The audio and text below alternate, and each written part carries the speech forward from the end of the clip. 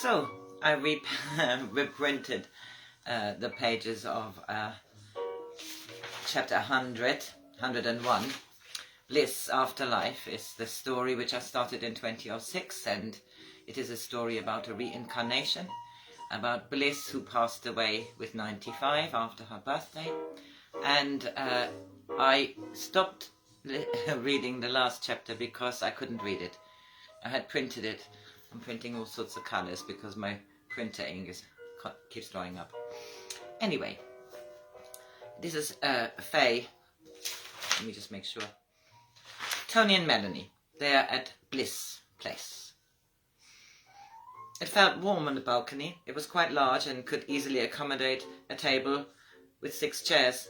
All but 2 were folded and leaned against the wall, along with a larger fold-up table.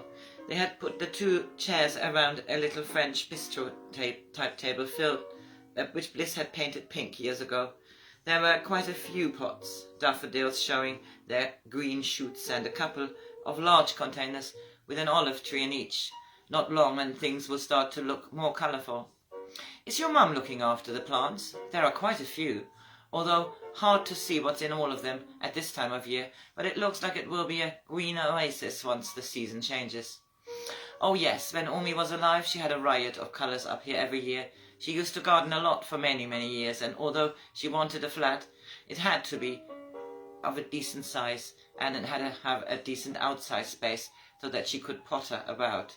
She found gardening very relaxing and rewarding, but did not fancy the hard work anymore. My mum was always happy to look after it. Some years she spent ages watering when Omi was still travelling, but I don't think she ever considered it work. It looks all a bit forlorn and bare now. But wait, there are a few containers stored in the garden. There is a lovely communal area at the back, which has a shed and a greenhouse, and a few of the residents cultivate plants. It is a lovely space in the summer, and Omi used to sit down there with Margaret and Roger and a few other residents when the weather was lovely. It's behind the house and doesn't have a sea view, but it's also very private and often no one is in there. I'll show you tomorrow. What do you make the time? It's 12:12. Wow, I think they should be here by now. They should be here soon. Ben, look, I think that's Tony. Yes, it is. Ooh, look at that lovely lady. She is stunning, although almost as tall as him. Almost. Red hair. Faye started to wave, and Ben whistled a familiar tune, which the whole family used to attract each other's attention. Tony looked up and pointed for Melanie to look up. They waved back, and Ben went down to open the front entrance, taking it 2 steps at a time. He looked into Melanie's smiling face. Tony, right behind her. Melanie, so lovely to finally meet you. He embraced her, her height quite similar to Faye, who was tall for her cultural background, but light hair and very different in many ways to his sweetheart. Tony patted Ben's shoulder and they embraced.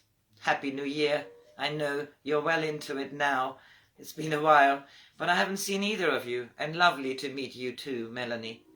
That's true. Seems ages we sat at my mum's. Come up. Faye has been dying to say hello to Melanie.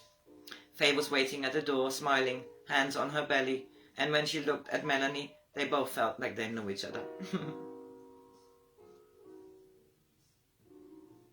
Wow, you look great, Faye. Tony has told me so much about both of you, but I feel I know you already really well. Wrong way round. I know, Melanie. I feel exactly the same. Yes, not quite 10 weeks to go, and I feel great, although heavy. They laughed. It's not so easy anymore to embrace Faye. Oh, isn't this a lovely flat? Melanie had walked into the living room. The sun was still shining on the water, and they had left the doors open. It did look magnificent, with a little French table and chairs, so inviting. Come, let's sit outside. It will get chilly soon. We are lucky to have such a day in January. Once we get much later in the afternoon, we'll have to get inside. I'll make more coffee. Faye looked at everyone. What else is there? Tony winked at Ben. He had a 6-pack of ale in his hand, and Melanie had brought in a bottle of sparkling wine. Ah well, it's almost 1 o'clock and I wouldn't mind an ale. We have to celebrate the new year and the new impending life. Ben turned to Melanie. How about you, Melanie? A Bug's Fizz? Faye, orange juice? I make a fresh one? Sounds great, Ben. You brought your own booze. I keep forgetting, since I don't drink at the moment. You were not much of a drinker before you were pregnant, Faye. Well, not sort of true, yeah. But I did like the cocktails when I lived in the States. Anyway, let's make some drinks and sit outside whilst the sun's shining. How long have you known each other exactly, Faye and Ben? Tony and I have really only got to know each other 4 or 5 weeks ago. Maybe even less, really. She smiled at Tony. We met only about a year ago, but it was love at first sight. Ben started to open the bottles and they congregated in the kitchen, which looked out into the lounge. An open arch made it look like 2 rooms, but it was one very large area. I had finished my studies of acupuncture and we met through a mutual friend at a birthday celebration. We ended up talking all night and it was a sort of natural process. You are doing a course in reflexology? Tony had mentioned how she's doing that. How interesting. Acupuncture, that's what I do. I know. The principles are quite similar. How lovely we are both into this stuff. Ben had started juicing and Melanie and Faye went and sat down on the balcony. They could barely hear each other in the kitchen. Isn't this lovely? Melanie exclaimed. I can so imagine Bliss living here. We call it Bliss Place this morning. How right that is. Yes, we came yesterday. I had not been here before. In fact, I only know London and Hamburg a little now. We've had an eventful few weeks and it has been so nice coming here. It's a little sleepy in comparison to London and I love it. Yes, I lived in London for quite a while, but I moved here 6 months ago. I'm so glad I did. I love the sea and I'm feeling happy here. Melanie hugged herself. I can imagine Ben showed me around a little bit, but to be honest, I just love lying on that daybed there and just stare. Yes, the whole place looks inviting, like a sanctuary. How are you feeling? I feel really well now. I'm sure Ben mentioned to Tony that I had a few wobbly turns and Evelyn said I should better not travel. Do you know her? No, I don't know anyone yet, apart from Bliss. I mean, I don't actually know her. I've not met her. But I haven't met any other relatives in person. Bliss? She had been gone quite a while. Did you know her? Melanie felt a bit awkward. Tony had obviously not mentioned anything about her vision of Bliss or the relationship she'd had with her Oma and his Oma and so on. In for a penny, in for a pound, she thought, and she couldn't think of anything banal to say to the question. Well, I know it sounds funny, but I had a vision of Bliss. I dreamt of her. I didn't know it was her at the time, but when I saw her photograph at Tony's, I knew it was her. I saw her in my dream. Easier to call it a dream, she thought. Oh, wow, that's amazing. Well, you will be pleased to hear then that I had a vision of little Lydia here. Faye patted her belly.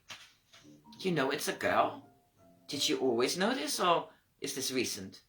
Melanie was not in the least surprised to hear Faye saying she knew her baby. In her world, this was not unusual, but she had not shared this with many people in her life so far. A few days ago, I had a really clear dream of a little girl by the beach in a red polka dress, and she turned and said, "Hello, Mum."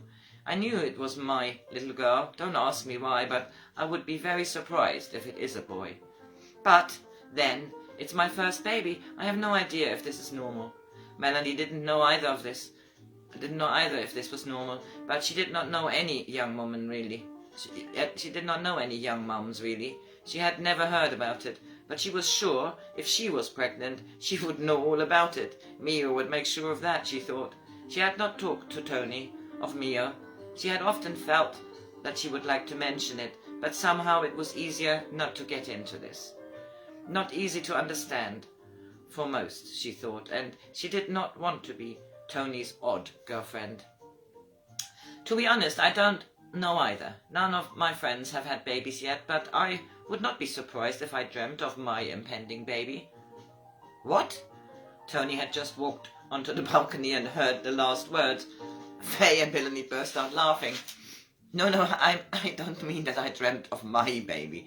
Faye just mentioned that she knew she was going to have a little girl. She dreamt of her. That's what we were talking about. Tony kissed Melanie on her cheek.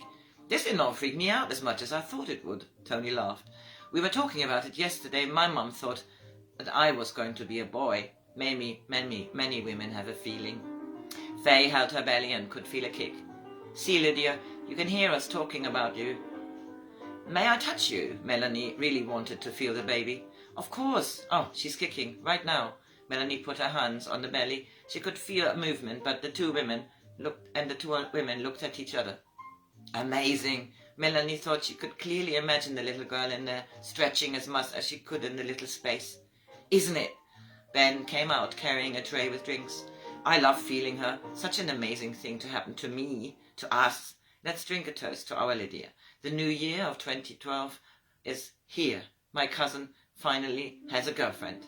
Everybody laughed and drank. Now tell me a bit more about you, Melanie. Tony has been very tight-lipped about you. I have not. We've had no chance to talk in peace. Also, I did not want to say too much. Here, we are finally meeting in person. Much better. Tony felt good. Melanie and Faye seemed to get on well, and Ben had already said in the kitchen that he thought she was lovely.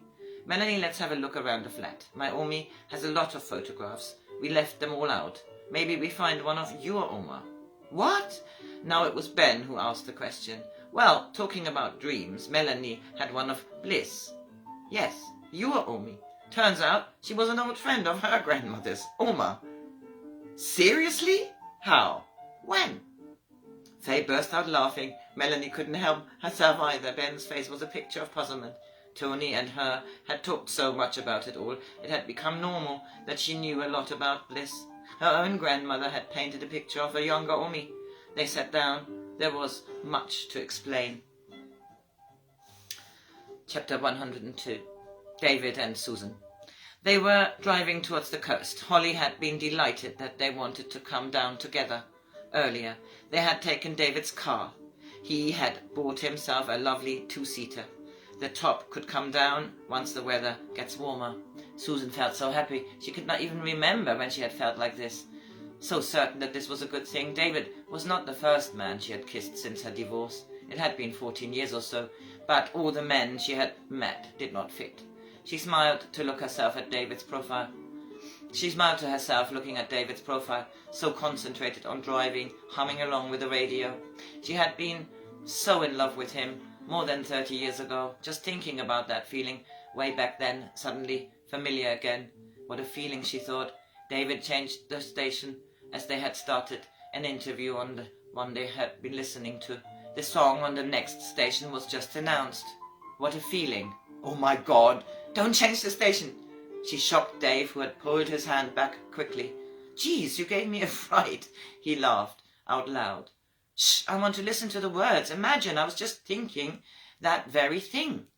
She couldn't believe it and started laughing. There she was in blissful reverie and almost caused an accident with a man she remembered she'd been in love with. Well, even though I almost just caused you to drive off the road, I remembered how much in love we were back in the days and what a lovely feeling that was. Then the song gets announced. You couldn't make this up. Yes, funny. The previous song made me feel really good too and fit with what I was thinking. Stardust. Sometimes I wonder. Wonder what? He laughed and started to sing. Sometimes I wonder why I spent the lonely night dreaming of a song. That melody haunts my reverie, and I'm once again with you. When our love was new and each kiss an inspiration. Oh, but that was long ago. Now my consolation is in the stardust of a song. He had a lovely voice and sang beautifully. He had taken the exit to a service station and parked the car. He wanted to enjoy this moment and was glad he had a chance to come off the first road they had been traveling. He looked at her and continued. Beside a garden wall. I'm not going to sing it. Beside a garden wall where stars are bright, you are in my arms. That nightingale tells his fairy tale of paradise where roses bloom Although I dream in vain, in my heart it will remain, my stardust melody, the memory of love's refrain. And then they looked at each other, and he kissed her.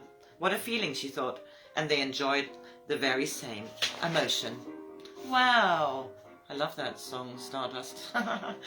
Anyway, that was chapter 102, and this is coming up chapter 103, and I think I'll stop it here and finish it another time, because it's Saturday night. Oi!